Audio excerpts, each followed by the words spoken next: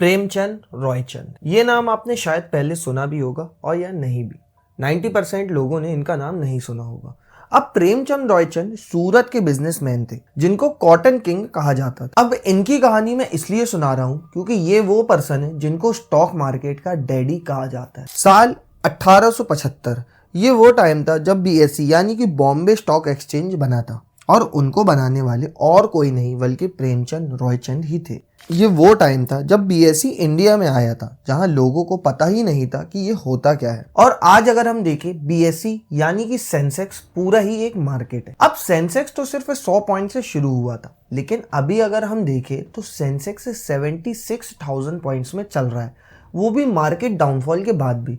अगर हम इसके ऑल टाइम हाई की बात करें तो वो 85,000 तक जा चुका है। सिंपल शब्द में अगर आपने स्टॉक मार्केट में 100 रुपए लगाए होते तो वो अभी तक 85,000 रुपए बन भी चुके होते। अब ये स्टोरी मैं आपको क्यों बता रहा हूँ, क्योंकि मार्केट का हमेशा से एक पैटर्न रहा है। सेंसेक्स हमेशा अपने नियम और रूल्स के हिसाब से ही चला है। चाहे जितनी भी बड़ी मुसीबतें आ चुकी हो, जितनी भी बड़ी क्राइसिस प्रॉब्लम्स आ चुकी हो, उसके बाद भी जो मार्केट का पैटर्न है उसी पैटर्न के हिसाब से सेंसेक्स ऊपर बढ़ता गया है। अब आज की इस वीडियो में हम यही जानने वाले हैं कि मार्केट की साइकोलॉजी क्या है और मार्केट किस पैटर्न में काम करता है, और आप भी मार्केट की साइकोलॉजी पैटर्न को समझ के कभी लॉस ना कर पाओ और आप भी हमेशा मार्केट में फ्लक्चुएशंस के हिसाब से अपने पैसों को इन्वेस्ट करो और मार्केट की साइकोलॉजी को अच्छी तरीके से समझो। सो आज की वीडियो काफी अच्छी होने वाली है और लास्ट में हम ये भी जानेंगे कि आगे मार्केट में क्या क्या चेंजेस आ सकते हैं। सो इसलिए वीडियो को एंड तक जरूर देखना ताकि आपको पूरी नॉलेज मिल सके।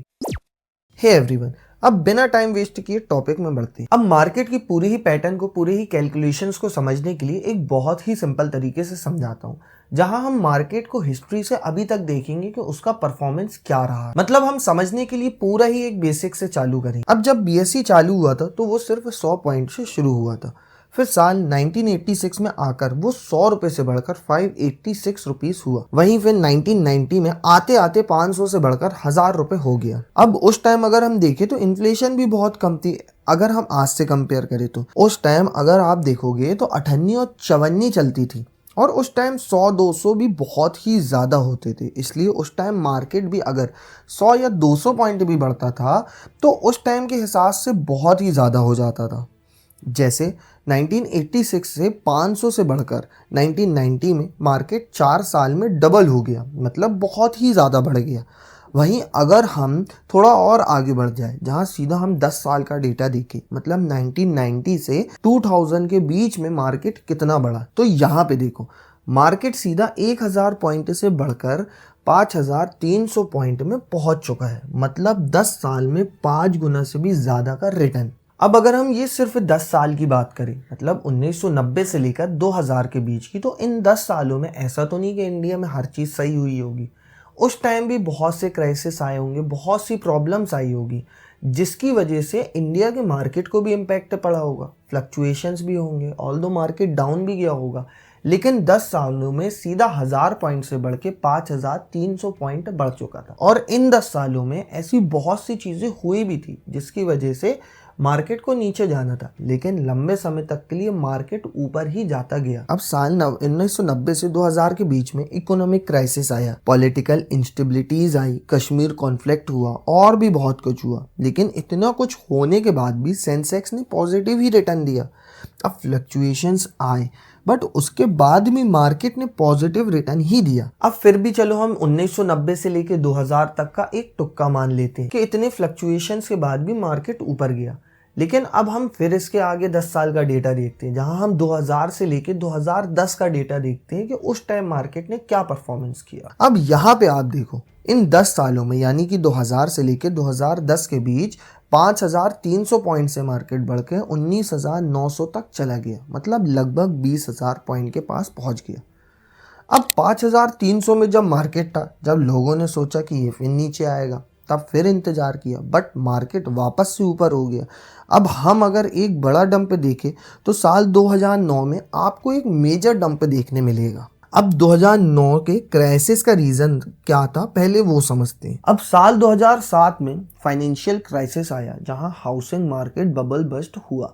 साल 2007 से 2009 तक मार्केट डंप हुआ और लोगों को फिर लगा कि अब मार्केट तो गया, अब और नीचे आएगा जब बाय करेंगे, लेकिन मार्केट वापस से ऊपर चला गया। अब हमने फिर इन 10 सालों का डेटा देखा, जहां 2000 से लेके 2010 के बीच में मार्केट 5300 पॉइंट से लेके बढ़ के 20,000 पॉइंट तक पहुंच गया। अब इन 10 सालों में फिर से ऐसे कई क्राइसिस आए जहां पे मार्केट को नीचे आना था, मार्केट नीचे भी आया, लेकिन उसके बाद भी लॉन्गर रन में सेंसेक्स ने अच्छा ही परफॉर्म किया। ये मैं लास्ट 30 सालों का डेटा दिखा रहा हूँ। पहले मैंने आपको 1990 से लेके 2000 का दिखाया, फिर 2000 से लेके 2010 का दिखाया, फिर 1986 से और 1990, यानी कि वो लास्ट 4 सालों का डेटा। तो ये सभी पैटर्न में आप एक चीज़ फॉलो कर रहे होगे कि मार्केट लंबे समय तक के लिए जो भी इन्वेस्ट रहता है उसमें उनको अच्छे पॉजिटिव रिटर्न्स ही दिखते हैं।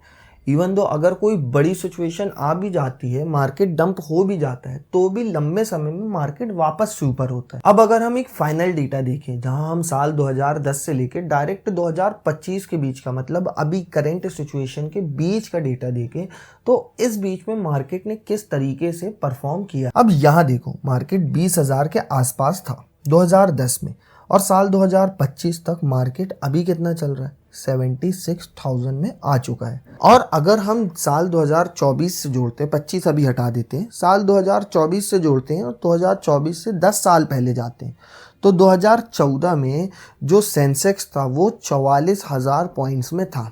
लेकिन इन 10 सालों में सेंसेक्स 44,000 से डबल होकर 86,000 तक गया। अब हम फिर देखते हैं कि इस बीच क्या क्या हुआ। अब साल 2010 से लेकर अभी तक क्या क्या क्राइसिस आए और क्या क्या चेंजेस हुए मार्केट में। अब साल 2010 से अभी तक डिमोनेटाइजेशन आया, वर्ल्ड वाइड .com बस्ट हुआ, या रशिया यूक्रेन वॉर उठा लो, पाकिस्तान के साथ कॉन्फ्लिक्ट हुए, बैंकिंग क्राइसिस आया, इसराइल और फलस्तीन वार हुआ, और जो सबसे बड़ा मेजर डंप आया वो आया कोरोना वायरस लॉकडाउन के चलते। लॉकडाउन की वजह से तो इंडिया की पूरी जीडीपी ही गिर गई थी, और उस टाइम मार्केट को भी काफी बड़ा इम्पैक्ट पड़ा था। जैसे ये डेटा देखो, 2020 में सेंसेक्स 33,000 पॉइंट से नीचे गिर के डायरेक्ट 27,000 पॉइंट्स में आ गया था। तब वापस से मार्केट नीचे गिरा और वापस से लोगों को लगा कि अब तो खेल खत्म, क्योंकि अब तो इतना लंबा डंप आ गया जिसकी वजह से लोगों ने इन्वेस्टमेंट करना ही बंद कर दिया, और जो स्मार्ट इन्वेस्टर्स थे उन्होंने फिर से वो डंप में पैसा लगाया। लेकिन अगर हम जब से अभी तक देखें, मतलब ले देके 4 साल हो चुके हैं, 5 साल हो चुके हैं, तो अगर हम 5 सालों में भी देखें तो 33,000 से जो 27,000 पे गिरा था, 27,000 से इन 5 सालों में बढ़ के मार्केट ने ऑल टाइम कितना दिया, 85,000 पॉइंट। अब ये पूरे सिनेरियो में एक नोटिस करने वाली बात क्या थी। अब मैंने हिस्ट्री से लेकर अभी तक सेंसेक्स का जितना भी परफॉर्मेंस था वो आपको दिखाया। अब इसमें नोटिस करने वाली बात क्या है, वो ये है कि आपने ये नोटिस किया होगा कि मार्केट हर 10 साल में डबल से भी ज़्यादा बढ़ रहा है। मतलब अभी से हम हिस्ट्री तक चले जाए तो मार्केट ने पिछले 10 सालों से अभी तक के टाइम पीरियड में कभी भी लॉस नहीं किया है। चाहे जितनी भी बड़ी प्रॉब्लम आए, चाहे जितना भी बड़ा मेजर डंप आया हो, तब भी मार्केट ने पॉजिटिव रिटर्न ही दिए हैं। अब यहाँ से एक चीज़ क्लियर हो जाती है कि लोग लंबे समय तक के लिए जिन्होंने भी इन्वेस्टमेंट किया है उनको कभी भी लॉस नहीं हो सकता, क्योंकि ऐसा पॉसिबल ही नहीं है। अब अभी ऐसी सिचुएशन में अगर आपने सिप किया हो, SIPs कर रखी हो, या फिर एक लमसम अमाउंट एक लंबे समय तक के लिए इन्वेस्ट किया हो, तो आप बेफिक्र हो जाइए, क्योंकि लंबे समय में आपको फ़ायदा ही होना है। हाँ, बस आप कहाँ पे इन्वेस्ट कर रहे हो, सही जगह इन्वेस्ट कर रहे हो या फिर नहीं। कोई अच्छी लार्ज कैप, मिड कैप या स्मॉल कैप कंपनीज में इन्वेस्ट कर रहे हो जहाँ पे अच्छा रिजल्ट हो, जिनकी अच्छी एक फेस वैल्यू हो, वो कंपनीज में इन्वेस्ट कर रहे हो, तो आपको उस चीज़ का फ़ायदा होगा। अब सेम जैसे मैंने सेंसेक्स की बात किया, तो जैसे दूसरे मार्केट है, जैसे हम दूसरा इंडेक्स उठा लिए निफ्टी 50, तो निफ्टी ने भी अभी तक का, हिस्ट्री से अभी तक का 12 से 15% के बीच का रिटर्न दिया ही दिया है। ऑल्दो जितनी भी बड़ी फ्लक्चुएशंस आई हो, जितनी भी बड़ी प्रॉब्लम्स आई हो इंडिया में, उसके बाद भी निफ्टी ने अभी तक 14 से 15% तक का रिटर्न अपने इन्वेस्टर्स को दिया ही है, क्योंकि लंबे समय तक जिन्होंने भी इन्वेस्टमेंट किया है उनको मार्केट ने हमेशा ही एक पॉजिटिव रिटर्न दिया है। अब आप अगर 1 महीना, 2 महीना, साल भर या 2 साल के लिए इन्वेस्टमेंट करने आ रहे हो, तो आपको फ्लक्चुएशंस तो ज़रूर देखना ही पड़ेगा, क्योंकि मार्केट में एक फेयर रूल अप्लाई होता है। अब ऐसा तो नहीं कि हर साल मार्केट आपको रिटर्न ही देता जाए। अब आपको कई साल तो रिटर्न्स मिलेंगे, लेकिन कई साल ऐसा है कि आपको डाउनफॉल भी देखना पड़ेगा, और उन डाउनफॉल में अगर आप SIPs कर रहे हो या फिर अगर आप लमसम भी इन्वेस्ट कर रहे हो तो आपको वो फ्लक्चुएशंस का ज़्यादा असर नहीं पड़ेगा, खास करके SIP में, क्योंकि SIP में आप एक सिस्टमेटिक तरीके से अपनी इन्वेस्टमेंट कर रहे हो। मार्केट ऊपर है तो भी आपने 100 रुपये डालना है, मार्केट नीचे है तो भी आपको सस्ते में 100 रुपये डालना है। तो आपको कभी रिटर्न्स मिलेगा और कभी आपको क्या करना है कि यूनिट्स इकट्ठा करना है, मतलब और ज़्यादा पैसा इन्वेस्ट करना है ताकि लंबे समय तक के लिए आपका एक अच्छी वेल्थ बन सके। वैसे ही मार्केट इतना पॉजिटिव रिटर्न क्यों दिया है और 10 साल में ये बढ़ता ही क्यों चला आ रहा है, इसका भी एक बड़ा रीज़न एक और है। सबसे पहला है इंडिया की GDP ग्रोथ, जहां इंडिया की GDP लास्ट 10 से 12 सालों से काफ़ी तेज़ी से बढ़ चुकी है। जहां अगर मैं अभी की GDP बताऊं तो आपको $3.8 ट्रिलियन चल रही है और आगे चल के ये $5 ट्रिलियन की हो जाएगी। अब निर्मला सीतारामन जो कि हमारी देश की फाइनेंस मिनिस्टर है, उन्होंने भी ये प्रिडिक्शन किया है कि साल 2026 तक GDP 5 ट्रिलियन की हो जाएगी। बट ऐसा मुझे मुश्किल लगता है क्योंकि GDP 5 ट्रिलियन तो होगी लेकिन साल 2026 तक होना काफ़ी मुश्किल है, क्योंकि इंडिया में इन्फ्लेशन रेट भी काफ़ी बढ़ चुका है और अनएम्प्लॉयमेंट भी बढ़ती जा रही है। इसलिए GDP 5 ट्रिलियन जाएगी बट थोड़ा टाइम लगेगा, लेकिन जैसे जैसे GDP बढ़ेगी वैसे वैसे मार्केट भी बढ़ता जाएगा। इसके अलावा कई और मेजर रीजंस भी देखे तो वो हैं FIS यानी कि फॉरेन इंस्टीट्यूशनल इन्वेस्टर्स। उन्होंने अपनी होल्डिंग्स काफ़ी ज़्यादा बढ़ा चुकी है इंडिया में। और उसके अलावा अगर मैं देखूँ तो FDI यानी कि फॉरेन डायरेक्ट इन्वेस्टमेंट, जो कि लोग बाहर से फॉरेन की कंपनीज इंडिया में मैन्युफैक्चरिंग कर रही है, जिसकी वजह से ओवरऑल मार्केट बढ़ता जा रहा है। और जैसे जैसे मार्केट बढ़ेगा सेंसेक्स उठता जाएगा, क्योंकि मार्केट का नियम ही है कि अगर वो नीचे आया है तो वो ऊपर ही जाएगा। और प्रिडिक्शन ये है कि सेंसेक्स आने वाले टाइम में 1 लाख पॉइंट्स को भी क्रॉस करेगा, आज से 7 से 10 सालों के बीच में। अब market is doing their job, जो पैटर्न है वो मार्केट फॉलो कर रहा है। मार्केट किसी के लिए भी नहीं रुक रहा है, वो अपने पैटर्न्स के हिसाब से ही बढ़ता जा रहा है। अब एज अ इन्वेस्टर अगर आप ये सोचोगे कि मार्केट पूरा डाउन आ जाए, 1000 से 85,000 से गिर के वापस से 100 पॉइंट्स में आ जाए तो ही हम इन्वेस्ट करेंगे, तो ऐसा नहीं होगा।